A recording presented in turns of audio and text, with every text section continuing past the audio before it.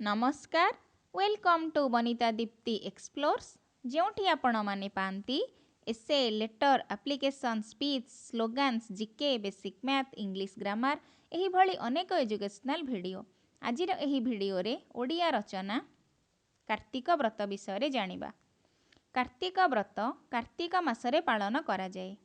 कार्तिक मास को धर्म मास दामोदर मास बा महाकार्तिक कुहा जाए। आषाढ़ पूर्णिमा ठारू कार्तिक पूर्णिमा मध्यरे थिबा 4 मास बा चतुर्मास्यार अंतिम मास हेउछि कार्तिक मास, जहाँकि धर्म जाजनर श्रेष्ठ मास। मुख्यतः एही मासरे भगवान विष्णु और शिवं को उपासना करा जाए।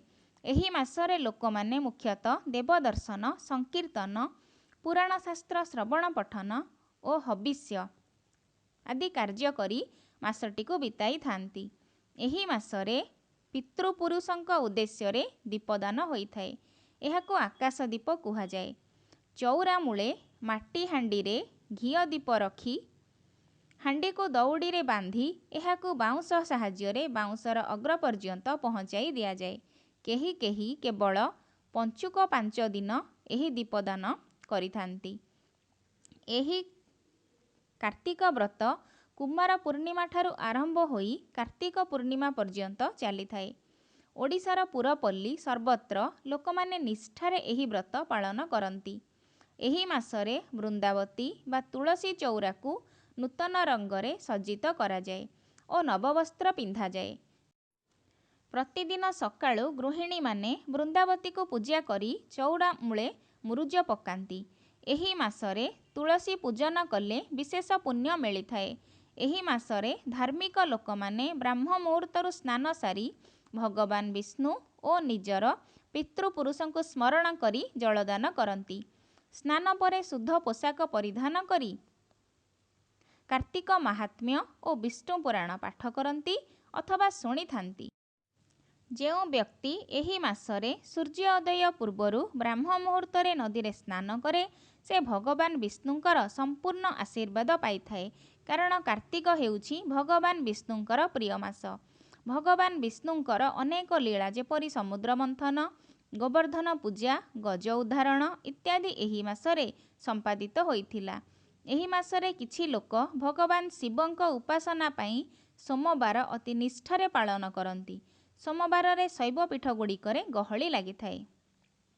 कार्तिक मासरे हविष्यान्न और निरामिष भोजन भक्षण करा जाए। एहा द्वारा मन शांत रहे और धार्मिक भावना जात हुए। विधवा ब्राह्मणी माने सकाळु स्नान परे गुआ नड़िया बसाई धूप दीप नैवेद्य देई भोग करी वृंदावती पूजा करती। एहाकु राई दामोदर व्रत कुहा जाए। एही व्रतरे सेमाने हविष्यान्न डालमा और अबढ़ा भक्षण करती।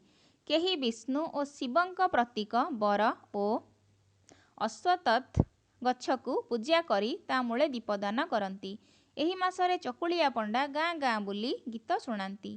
कार्तिक मास मध्यरे दीपावली काली पूजा नाग चतुर्थी अँला नवमी गोवर्धन पूजा इत्यादि पालित होइथाए।